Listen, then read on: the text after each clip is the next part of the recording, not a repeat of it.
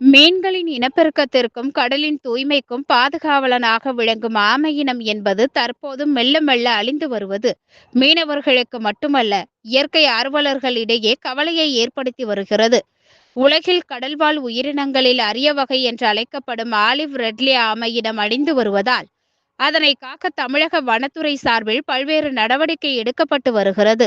அந்த வகையில் கடல்வாழ் உயிரினமான ஆமைகளின் பாதுகாப்பு முக்கியத்துவத்தை உணர்ந்து நாகை மாவட்ட வனத்துறையினர் பல்வேறு நடவடிக்கையை மேற்கொண்டு வருகின்றனர்.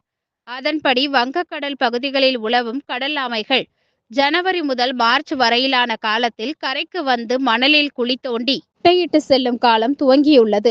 இந்த முட்டைகளை நாய், கீரிப்பிள்ளை பறவைகளிடமிருந்து பாதுகாக்க வனத்துறையினர் தீவிரமாக கண்காணித்து வருகின்றனர்.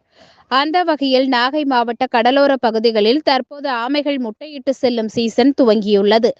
அவ்வாறு கடற்கரைக்கு வரும் அரிய வகையான ஆலிவ் ரெட்லி ஆமைகள் தற்போது நாகை மாவட்டம் சாமந்தான்பேட்டை, ஆரியநாட்டு தெரு, கோடியக்கரை உள்ளிட்ட பகுதிகளில் மணலில் குழி தோண்டி முட்டையிட்டு வருகிறது.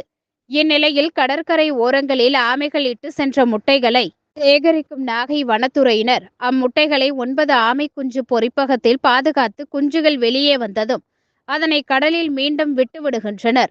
இந்த நிலையில் ஆமை முட்டைகளை இயற்கையாகவே பாதுகாத்து குஞ்சு பொறிக்க வைப்பதற்கு நாகை வனத்துறையினர் பல்வேறு முயற்சிகளை எடுத்து வருகின்றனர். அதன்படி ஆமை முட்டையிட்ட இடத்தில் மூங்கிலால் ஆன கூடை கூண்டுகள் வைத்து மூடி பாதுகாக்கும் புதிய வழிமுறையை பயன்படுத்த தொடங்கியுள்ளனர்.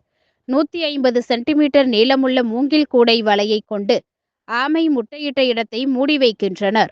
ஒரு ஆமை சுமார் 30 சென்டிமீட்டர் ஆழத்துக்கு குழி தோண்டி முட்டையிடுகிறது.